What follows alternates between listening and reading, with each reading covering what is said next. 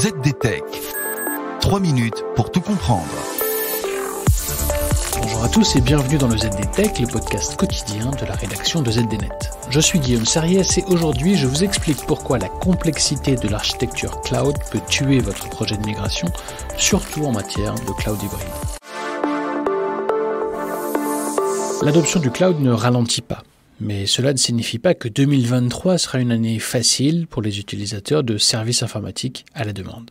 Selon un récent rapport du Gartner, les dépenses mondiales de services de cloud public devraient augmenter de 20,7% pour atteindre 592 milliards de dollars en 2023 contre 490 en 2022.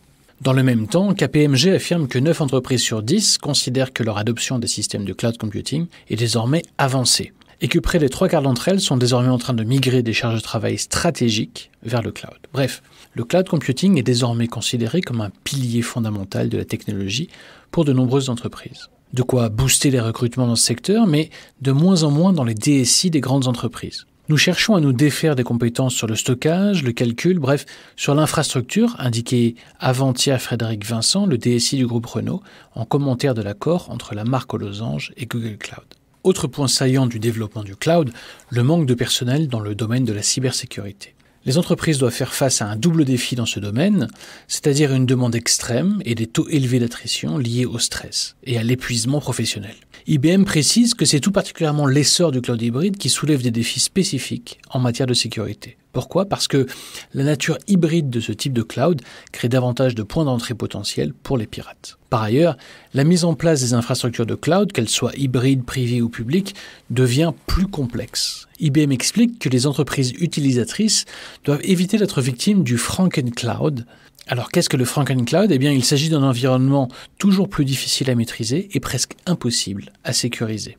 Un exemple, les dépendances à des services tiers dans les infrastructures de cloud qui créent des vulnérabilités supplémentaires et des angles morts qui peuvent être exploités par les pirates. La solution ? Eh bien, adopter une approche holistique de la sécurité et surtout une vision claire des données hébergées dans l'infrastructure. Côté prévision, le Gartner s'attend à ce que les services de PaaS, c'est-à-dire les Platform as a Service, et de SaaS, c'est-à-dire Software as a Service, subissent les impacts les plus importants de l'inflation qui devraient se maintenir au moins au cours des 12 prochains mois. La cause de tout cela, eh bien, encore une fois, des problèmes de personnel. Sid Nag, un analyste du Gartner, mentionne que des salaires plus élevés et un personnel plus qualifié sont nécessaires pour développer des applications de SaaS modernes. Et ce, alors que dans le même temps, les entreprises doivent relever le défi de réduire les embauches pour contrôler les coûts. Quoi qu'il en soit, les perspectives pour les professionnels du cloud en 2023 restent optimistes pour l'instant.